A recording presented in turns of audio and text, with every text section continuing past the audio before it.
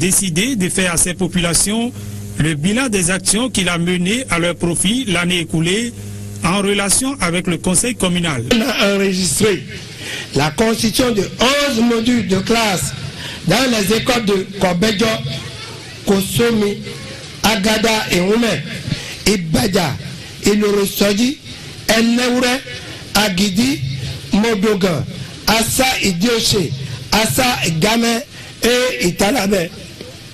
Parlant d'agriculture, l'arrondissement d'Agidi constitue le grenier de la commune et prouve à travers les nombreux produits qui convergent d'ici vers le centre. De même, les infrastructures sont diverses. C'est le cas des plantations de cacao qui se multiplient un peu partout dans l'arrondissement.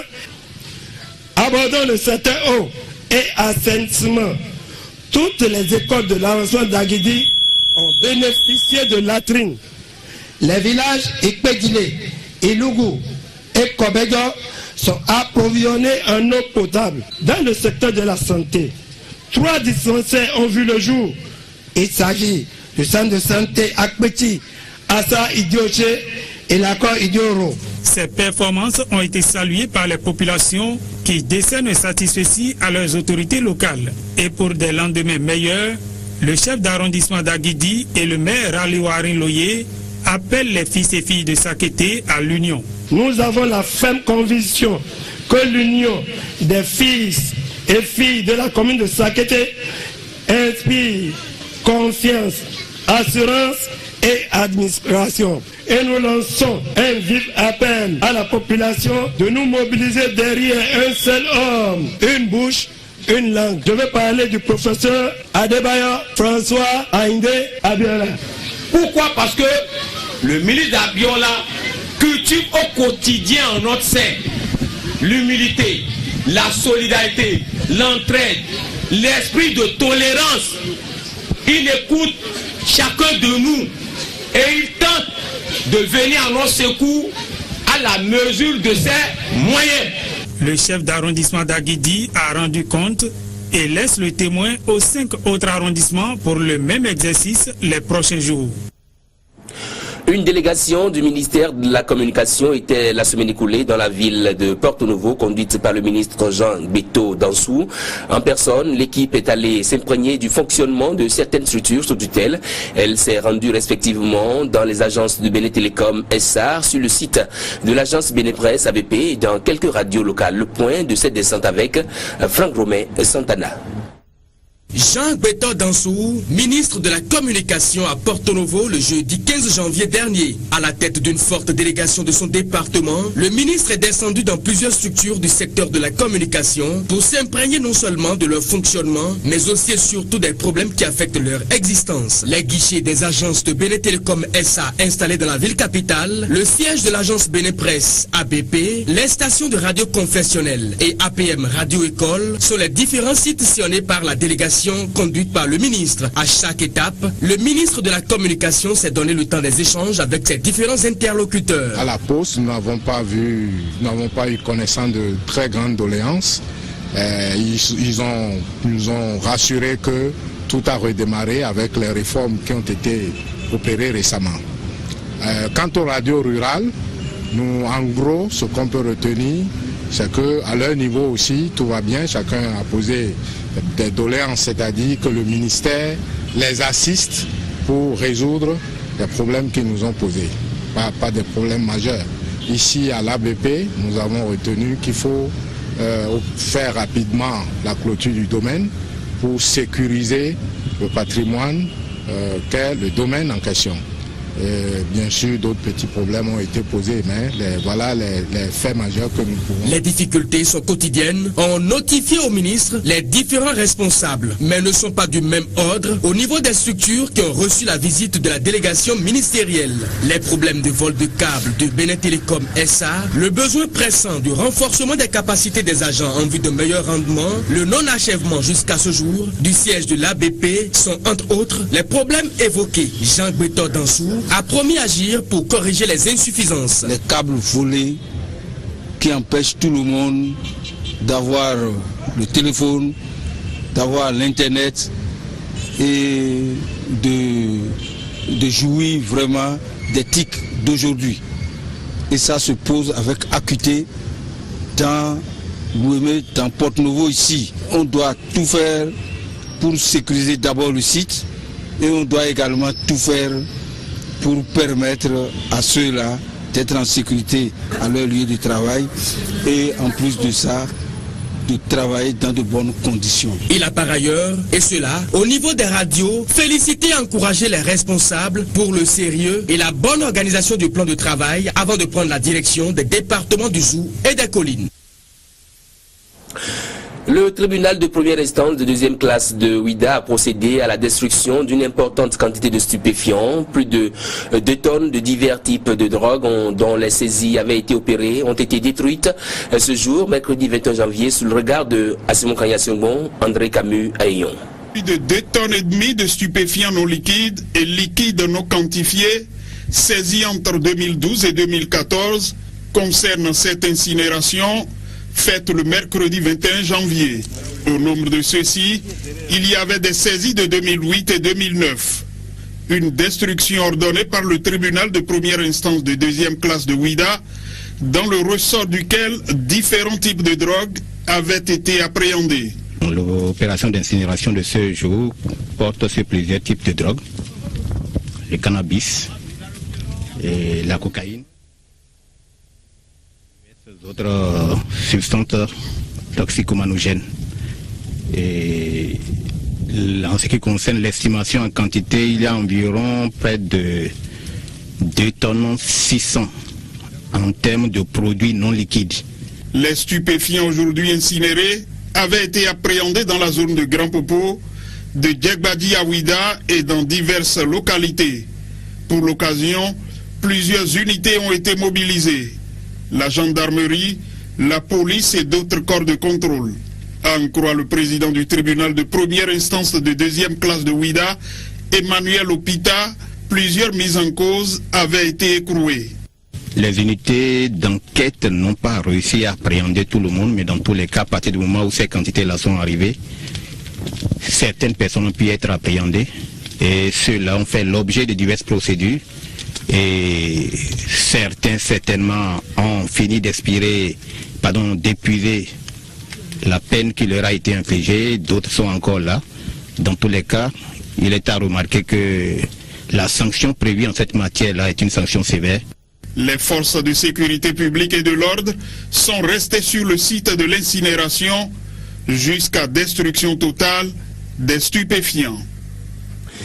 C'est le bout du tunnel pour les populations d'Agla, notamment celles qui pratiquent la pénétrante média production CEG Les Pylônes. Léa Divinayon Soglo est allé inaugurer l'infrastructure dans la soirée de ce mardi au grand bonheur des populations. Vigila Khodayon, Moufid Sabora.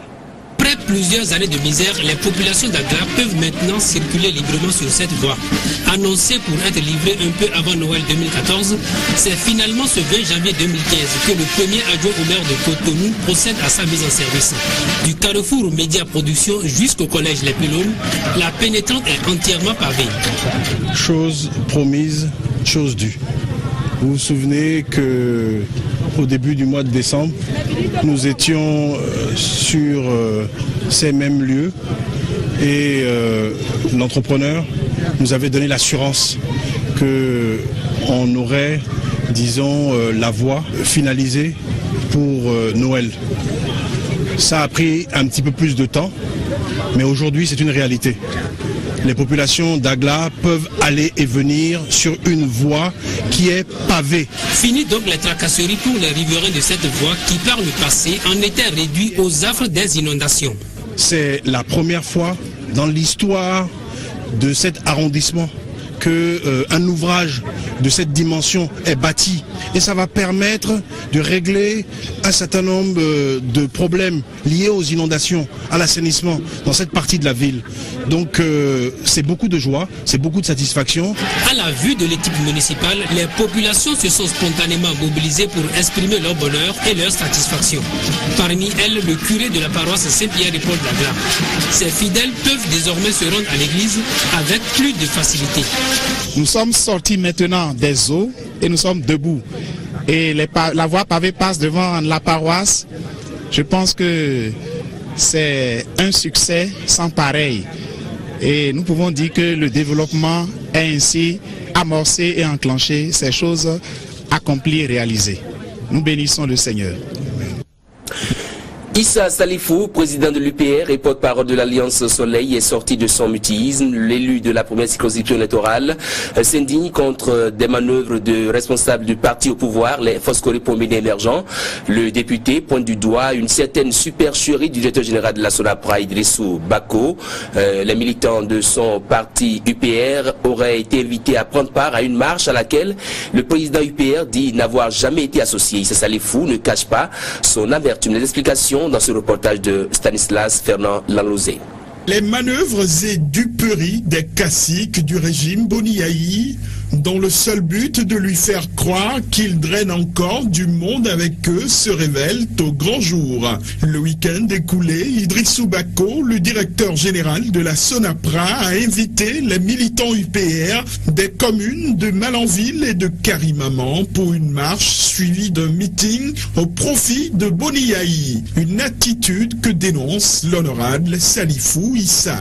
Je crois que ça rejoint un peu ce que je disais depuis notre déclaration pour la création de notre alliance, pour dire qu'en réalité, le chef de l'État est mal entouré et qu'il faut combattre ceux qui sont autour de lui et prier pour lui. Quand je disais cela, je ne parlais pas dans le vide. Je ne parlais pas dans le vide dans la mesure où le dimanche, j'ai été moi-même surpris de voir qu'ils ont invité à mon nom plus de 2000 personnes de la première circonscription électorale pour marcher. Ce qui m'a le plus fait mal, c'est qu'ils les ont invités à mon nom. C'est réellement une supercherie. C'est pas pour me tromper moi, parce que je sais ce que je vaux dans cette localité. Vous savez, j'ai été 3 fois aux élections contre la liste du chef de l'État et je suis resté toujours le même. Informé de la situation, l'élu de la première circonscription électorale va déjouer à sa manière cette ruse politique. C'est ici, dans sa résidence privée de Malanville, qu'il va s'adresser en langue Hausa à ses mandants invités par Idrissou Bako.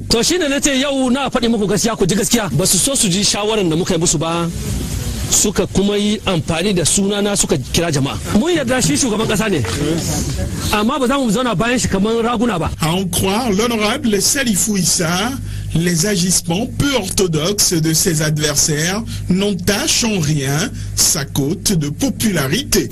Ça ne m'étonne pas qui veuille faire cela juste pour faire croire au chef de l'État qui maîtrise la zone ou qui maîtrise la situation. Je peux vous dire que ils sont vraiment en perte de vitesse dans la région. Et je veux dire à ceux qui veulent entendre que même si demain nous allons aux élections, ce que je vois devant, je vais les battre parce qu'ils n'ont aucun résultat à défendre en réalité. À la suite de ce reportage, nous allons suivre ce coup de gueule de l'honorable Salifou Issa, porte-parole de l'Alliance Soleil, qui se dit scandalisé par ce qu'il constate chaque week-end de la part des ministres du gouvernement qui ne cessent de marcher pour, disent-ils, soutenir le chef de l'État au lieu de faire fonctionner l'administration béninoise. On l'écoute. Ceux qui disent que nous ne faisons rien sur le terrain se trompent. Ils se trompent et cela n'est pas juste. C'est vrai qu'aujourd'hui, quoi qu'on dise, les opposants n'ont pas les mêmes moyens que les gens de la mouvance. Encore que, à voir de près ce qui se passe au niveau de la mouvance, c'est même scandaleux que des ministres se retrouvent chaque week-end pour marcher. Nous, depuis que nous avons mis en place notre alliance, l'Alliance Soleil, ça a fait bouger les choses de partout. Et quand je vois la manière dont les choses sont passées à Kandi, où il y avait 7 ministres, mais seulement 2 députés, je me suis dit que nous avons reçu notre opération. En Atitengou, c'est pareil. Sur le nombre de députés de la localité, tout le monde a vu qu'il n'y avait pas le nombre exact de députés. Ce qui fait qu'en réalité, les députés FCBE ne sont plus au grand complet dans le septentrion. À voir de près la marche de Natitengou, de Kandi et de Parakou. On peut à la rigueur dire que ce n'est qu'au niveau de Djougou qu'ils étaient au grand nombre et au grand complet. Mais que les ministres aillent marcher chaque week-end, ce n'est pas normal. J'ai vu quelque chose à la télé qui m'a scandalisé. C'est que les députés de la 8e circonscription aillent donner des poteaux électriques sous prétexte qu'ils offrent ça à un quartier. Je me demande si aujourd'hui on peut prendre les poteaux électriques de l'SBE pour faire une campagne. Ce n'est pas bien. Je ne pense pas que quand les gens posent de pareils actes, ils rendent service au chef de l'État. Où est la bonne gouvernance? Où est la lutte contre la corruption? Quand on sait combien coûte la marche, quand on sait combien coûtent les meetings, on comprend alors que l'opposition ne puisse pas bouger. Moi, je dois dire à ceux qui pensent que le chef d'État n'est pas en fin de mandat et qui font du n'importe quoi, de faire attention. Parce que le peuple les regarde.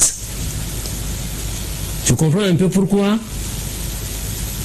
le président Amosou en son temps avait dit qu'en leur temps, c'était avec des cuillères, mais qu'aujourd'hui, c'est des louches. C'est avec des louches que les gens se servent. Mais je vais vous assurer qu'aujourd'hui, quoi qu'on dise, notre alliance fait son petit chemin et les gens paniquent. J'ai vu l'interview de Okolola et j'ai entendu la déclaration de Baramassi à Bemberekin. Je ne peux pas imaginer que les gens tiennent de ces propos dans la mesure où l'alliance dont ils parlent, c'est ensemble qu'on l'a créée. Parce que Okolola se justifie en disant que Debrou est parti créer une alliance. C'est pour ça aujourd'hui qu'il n'est plus le coordonnateur de FCBE au niveau de l'Assemblée nationale. C'est vraiment pas juste de parler de la sorte. Et quand Baramassi dit que le soleil s'est levé au sud et qu'il va s'éteindre au sud, alors qu'il était assis autour de la table au moment de la création de l'Alliance Soleil, c'est pour tromper qui? La population ou le chef de l'État? Aujourd'hui, je suis fier d'appartenir à cette alliance et je crois que l'alliance est en train de faire son bon chemin. Et quoi qu'il fasse, nous attendons les résultats pour justifier le travail que nous faisons sur le terrain. Parce que quand on dit que les gens de la mouvance sont tous les jours sur le terrain, avec quels moyens vont-ils sur le terrain? Parce qu'aujourd'hui, le Béninois est mûr. Le Béninois sait ce qu'il doit faire et au moment qu'il doit le faire. Je suis un peu déçu de la manière dont les choses se passent, les critiques qui fusent de partout, les gens pour justifier leur place à côté du chef de l'État sont prêts à tout dire et à tout faire. Ce n'est pas bien. Moi je crois que Okolola peut prendre la tête de leur coordination au niveau de l'Assemblée sans vouloir jeter de l'eau sale sur Debrou sous prétexte qu'il est parti créer une alliance. Alors que Debrou n'était même pas autour de la table. Mais lui, il était là. Qu'il profite de sa présence autour de cette table et qu'il retourne à côté du chef de l'État et dit ce qu'il est en train de dire, c'est au chef de l'État d'apprécier. Vraiment, si qui parle et qui parle de cette alliance qui s'est levée au sud, tout ça là, mais il était là. Je ne vais pas vous citer toutes les personnes qui étaient autour de cette table. S'ils n'ont pas été courageux pour aller jusqu'au bout de leur logique et de ce qu'ils pensent, je pense que le chef de l'État, lui, n'est pas dupe pour laisser croire que c'est eux aujourd'hui qui l'aiment plus que les autres. Direction la commune de Boïcon où des populations ont marché pour réitérer au chef de l'État leur ferme engagement à le soutenir dans toutes ses actions et ce jusqu'à la fin de son mandat et bien au-delà, comme d'autres qui les ont précédés. Les militants et sympathisants du Parti de l'Union pour la démocratie et le changement étaient ce week-end dans les rues de Boïcon pour témoigner leur reconnaissance à Boniaï pour ses actions de développement. Imet Hélène à Moussou pour le compte rendu. relais pour démontrer au monde entier qu'ils sont et resteront, selon leur dire, les disciples inconditionnels du chef de l'État, au devant de cette flopée de personnes. Décidés à crier leur soutien au chef de l'exécutif, la présidente de l'Union pour la démocratie et le changement, UDC Nounayon, Elisabeth Agosaga Jawad, venue de tous les départements, ces militants, militantes et sympathisants de ce regroupement politique ont répondu massivement à l'appel de leur présidente parce que convaincus comme elle d'avoir fait le bon choix pour faire adhérer à leur cause. D'autres personnes encore hésitantes, la formule a été toute trouvée. Marcher et faire le tour de la ville Carrefour, criant, chantant et branlant des banderoles sur lesquelles sont inscrits des messages bien définis. Parti de l'esplanade de la SHB, le lieu de ralliement sera le stade Omnisport Poulin-Tomanaga. Se succédant au pupitre, jeunes, femmes, sages, notables et autres représentants des diverses couches socio-professionnelles vont justifier les raisons de leur choix. Les Béninois ne vont jamais oublier les grands travaux de construction du pays. Vos multiples actions au profit des Béninois que nous sommes ne peuvent passer sous silence. Moment d'engagement et surtout de détermination, ce grand rassemblement a été l'occasion saisie par les responsables du parti pour échanger avec leurs invités sur quelques sujets d'actualité, notamment la question de l'organisation des élections. Et sur ce point, le mot d'ordre est bien clair, ne pas se laisser distraire, quels que soient les agissements des uns et des autres. Je voudrais vous demander de continuer par soutenir Mme Elisabeth Agosaga et par ricocher le président Dr Boni Yayi. Nous n'allons pas le lâcher en si bon chemin. Pour montrer à ceux qui pensent que Boni Yayi est finissant, qu'il a encore son mot à dire sur le plan politique au Bénin jusqu'en 2016 et même après 2016. Ce message, ils sont appelés à le relayer partout où ils passeront en vue de maintenir toujours allumée la flamme du changement et de la refondation. Cérémonie de remise de parchemin à 55 nouveaux diplômés de l'École nationale des techniciens supérieurs en santé publique et surveillance épidémiologique de l'Université de Parakou. Ce jeudi, la cérémonie s'est déroulée en présence des autorités électorales, de parents et amis des lauréats. Reportage de Donald Panou. Après 3 années de formation, la 3e promotion de l'École nationale des techniciens supérieurs en santé publique et en surveillance épidémiologique, ENATSE de l'Université de Parakou sort 60 au départ, 5 ont été recalés pour crédit non validé. Les 55 ont reçu officiellement leur parchemin pour être mis sur le marché de l'emploi. Ils sont dotés de solides connaissances pour faire face aux besoins du pays en matière d'intervention et de surveillance épidémiologique, tant dans le secteur public que dans le secteur privé. Un jury pluridisciplinaire a jugé 55 mémoires qui portent sur des sujets qui ont beaucoup insisté pour cette année-ci sur la nécessité pour nous dans la prise en charge de nos populations. Ils sont désormais mieux aguerris en santé publique et surveillance épidémiologique. Devant les autorités, ils ont plaidé pour leur insertion rapide. Nous, lauréats de ce jour, lançons un vibrant appel pour une insertion professionnelle très rapide afin de contribuer à l'amélioration des indicateurs sanitaires de notre pays d'une part et de contribuer au développement socio-sanitaire de notre pays aux côtés de nos maîtres tout en continuant d'apprendre d'eux. Pour véritablement assurer la protection et la promotion sanitaire des populations béninoises, le parrain de la 3e promotion et le recteur n'ont pas manqué de sages conseils à l'endroit des nouveaux lauréats. En matière de prévention, de promotion et de protection sanitaire, un absent ne sert pas à grand chose. Je dirais même, un absent ne sert à rien. Vous devez rester attaché à la population, surtout celle à la base. Souvenez-vous aussi que les chiffres que vous manipulez dans les bases de données, surtout sanitaires, les statistiques que vous construirez induiront des décisions qui auront certainement une influence considérable sur des vies humaines. Maintenant que les stress sont descendus, on peut s'offrir quelques moments de plaisir. Dans la suite de 19h30, cet atelier de validation du répertoire des corps de la fonction publique organisé par le ministère du Travail pour permettre aux gestionnaires des ressources humaines de l'administration d'avoir une vue exacte sur l'existence et l'évolution des différents corps. Assure également la cérémonie de remise de clés d'une tribune construite sur le terrain de football d'Ekpé dans la commune de Saint-Mécodi, ce qui témoigne de l'importance du Fonds national pour le développement des activités de la jeunesse des sports et loisirs. Et pour démarrer, direction Infosec Cotonou, le ministre en charge de l'enseignement secondaire, de la formation technique, de la reconversion et de l'insertion des jeunes a procédé à la mise en place officielle de l'équipe thématique Axe 4 Ingénierie. La cérémonie s'est déroulée ce mardi à l'Infosec. Génial Afouda et Dintidjani. Ces assises sont consacrées à l'installation d'une équipe thématique au profit du ministère de l'enseignement technique et de la formation professionnelle. Le comité a pour mission d'œuvrer pour le renforcement institutionnel et stratégique de ce département.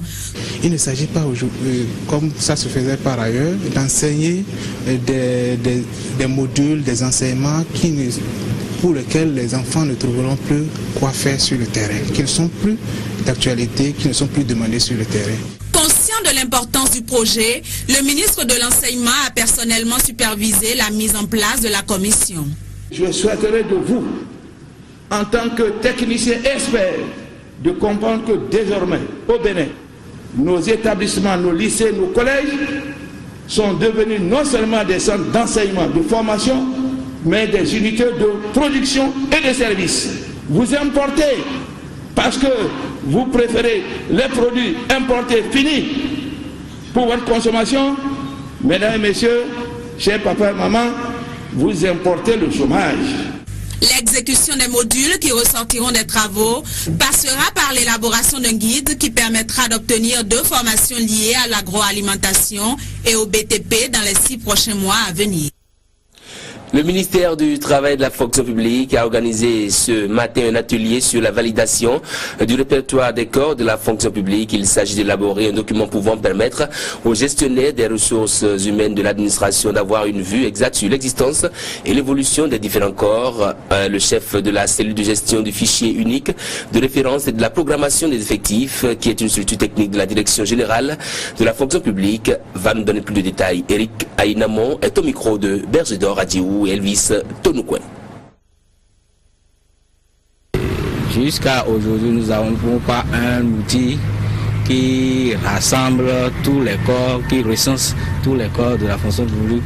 Et on constate généralement que d'un ministère à un autre, les gestionnaires de ressources humaines ne maîtrisent pas ces différents corps. Donc le ministère en charge de la fonction publique a décidé de mettre à disposition de ces gestionnaires de ressources humaines cet outil-là pour les aider dans leur travail quotidien. Nous avons prévu la présentation du document et après la présentation du document, il y aura un débat général qui va suivre. Après le débat général, nous avons constitué des groupes pour travailler en équipe. Et il y aura 2 équipes. La première équipe va s'occuper de l'amendement du document en question et la seconde équipe s'occupera de la codification, donc la définition du principe de codification et puis sa mise en œuvre. Donc voilà un peu, et à la fin nous allons passer, après les travaux en groupe, nous allons faire la plénière pour que ensemble nous retenions ce qui sera conseillé dans le document définitif. Le ministère de la Justice, de la Législation et des Droits de l'Homme a tenu ce mercredi les travaux consacrant la validation du rapport du PTA au 31 décembre 2014 et celui de la nouvelle année. La rencontre dure 2 jours et la cérémonie d'ouverture a eu lieu en présence du garde des Sceaux. C'était dans la salle de conférence de la direction de la programmation et de la prospective. Le point avec Émilie Azopota, Vigile Akhodayo, bienvenue. Autour du garde des Sceaux ce 21 janvier, des collaborateurs et responsables des juridictions pour procéder d'une part à la revue du plan de travail annuel 2014 et d'autre part à la validation de celui de l'année en cours. Et pour une meilleure réalisation des actions, un outil de planification et de suivi des activités a été mis en place. Nous sommes conviés à porter un grand regard sur le niveau d'exécution du plan de travail gestion 2014 de notre département ministériel et à tirer leçon de cette expérience pour mieux programmer les activités au titre de la gestion 2015. La présente rencontre offre l'occasion à chacun et à tous d'analyser les difficultés rencontrées dans la mise en œuvre non seulement du PTA, mais aussi des recommandations issues des revues antérieures. C'est le lieu pour chaque gestionnaire de crédit d'apprécier les indicateurs de suivi des activités retenues pour sa structure et d'en faire la boussole tout au long de l'année. L'atelier de validation du rapport du plan de travail annuel 2015 est prévu pour durer 2 jours. À la fin des travaux, il y aura la présentation du rapport général de l'atelier aux participants. À quelques jours de la fin de la foire iranienne, les organisateurs ont considérablement réduit le prix des articles et ils le font savoir suffisamment aux populations à travers l'élément que vous allez suivre, les invitant à tenter leur chance une dernière fois.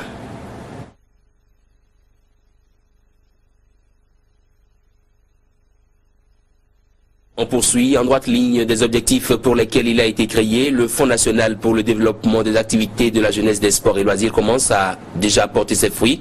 Sur le terrain, une délégation conduite par le ministre des Sports et le directeur du fonds est allé remettre les clés d'une tribune construite sur le terrain sport d'Ekpé dans la commune de Semepodi. Franck-Romé Santana, Julien Kenom. Les travaux pour sa construction ont démarré il y a exactement 4 mois. Et la voici majestueusement dressée et complètement achevée. C'est une tribune de 350 places offerte à l'arrondissement d'Ekpé dans la commune de Semepodi par le Fonds national de développement des activités de la jeunesse, des sports et loisirs. C'est donc pour vérifier, apprécier la qualité de l'infrastructure et profiter pour remettre les clés aux récipiendaires qu'une forte délégation avec à sa tête le ministre Safiou Afou Idrissou et du directeur du Fonds national pour le développement des activités de la jeunesse, des sports et loisirs sont descendus sur les lieux. Pour un coût total de 40 millions de francs CFA TTC et qui est une tribune qui peut prendre entre 300 et 350 spectateurs. Nous avions des vestiaires et nous avons également des douches et des toilettes. Donc voilà, monsieur le ministre, cette infrastructure que nous avions, grâce au financement du Fonds national pour le développement des activités de jeunesse, de sport et de loisirs, nous avons pu ériger ici. Donc vous avez décidé de venir voir, de venir constater effectivement la fin des travaux, en attendant qu'en collaboration avec la mairie, nous puissions donc organiser officiellement donc une cérémonie d'inauguration de cette infrastructure. La célérité avec laquelle les travaux ont été conduits et achevés a particulièrement réjoui le ministre Safiou Afou, qui a d'ailleurs remercié le gouvernement pour avoir décidé d'offrir à travers le Fonds national pour le développement des activités de la jeunesse, des sports et loisirs une infrastructure sportive à toutes les communes du Bénin. Le chef de l'État qui a été inspiré pour doter le fonds de ressources suffisamment importantes, mais pas illimitées, pour permettre d'impacter un certain nombre de communes en matière d'infrastructure. Je crois que c'est une inspiration divine. Nous ne pouvons que le remercier et faire en sorte que nos actions puissent aller dans le sens de l'amélioration ou de l'épanouissement de la jeunesse béninoise. Monsieur le maire, au nom de la jeunesse béninoise, le chef d'arrondissement est là. Au nom du chef de l'État, je vous remets ces clés en attendant comme le remettre aussi après. Ensuite, la délégation est allée au domicile de l'ancien footballeur béninois Savi Clovis, qui actuellement est très souffrant. L'objectif est de lui apporter le soutien du ministère. 350 000 pour faire face aux analyses et que les nations ont demandé. Le symbole, c'est pour montrer que la République ne vous a pas oublié. Comme le président le dit toujours, la prospérité doit être partagée. La descente de la délégation ministérielle s'est achevée par cette séance de travail avec les agents en service au niveau de la direction départementale de la jeunesse, des sports et loisirs des départements de l'Ouémé et du Plateau. Encore quelques jours et la foire iranienne qu'abrite le Bénin va tendre vers sa fin. Les organisateurs ont considérablement réduit les prix des articles. Ils le font savoir aux populations à travers l'élément que vous allez suivre, les invitant à tenter leur chance une dernière fois. La foire iranienne tire à sa fin. La réduction atteint un pic et la population est invitée à une clôture des ventes alléchantes. Compte tenu du fait que nous sommes à la phase finale, les prix ont baissé de 25 à 50%. Donc venez nombreux pour pouvoir vous en procurer avant que les Iraniens ne rentrent chez eux. Il n'y a pas de magasin pour s'en procurer après. Profitez-en et venez nombreux.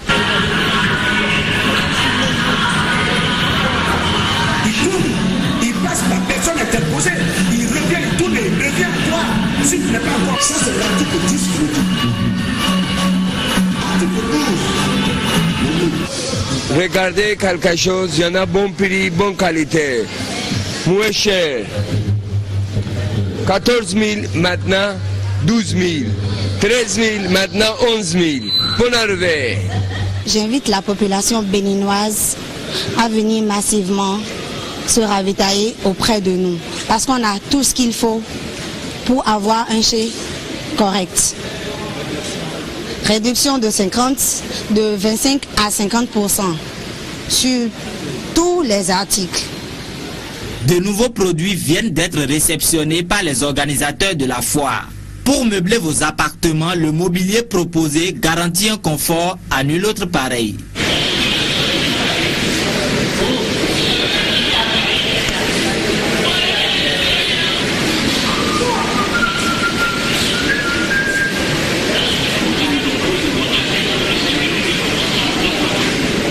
Avec de nouveaux articles, comparé à ce qu'il y avait, c'est une aubaine.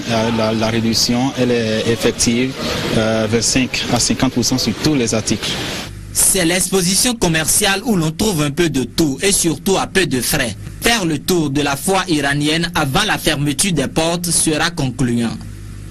Les réductions ont commencé de 25% jusqu'à 50% selon l'achat. Nous avons des jolis tableaux, des plats, nous avons des vases, nous avons beaucoup de choses. Faites un tour au Hall des Arts et vous allez voir. La commune d'Adjara fait partie des localités du Bénin où les efforts se font pour restaurer le dialogue interreligieux. C'est dans cette dynamique qu'un culte d'action de grâce a été organisé par le curé de la paroisse Sacré-Cœur de Wadon sous la houlette du maire Yaya Saka. L'objectif du dit culte est d'asseoir un cadre pour permettre à toutes les confessions religieuses de se rencontrer autour d'une même table pour discuter des questions au bénéfice de l'ensemble des populations. Le reportage de Emar Hodonou.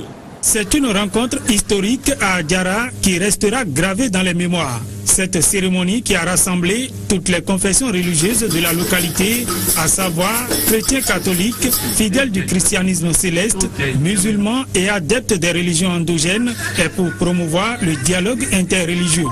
Une initiative du père Nestor Atomatou, administrateur de la paroisse Sacré-Cœur de Wadon. Le souci de l'Église catholique, c'est vraiment le dialogue interreligieux. Donc pourquoi si déjà entre les chrétiens, on cherche l'unité, pourquoi ne pas rechercher l'unité aussi, avec dialoguer un peu avec les autres qui sont aussi des fils d'Abraham. Donc l'initiative est venue de là. Le chef des Vaudounos a dit dans son article de la fraternité qu'ils sont fils d'Abraham. Et nous aussi nous sommes fils d'Abraham dans son article. Et le Seigneur Jésus nous a dit d'aller à la recherche des fils d'Abraham.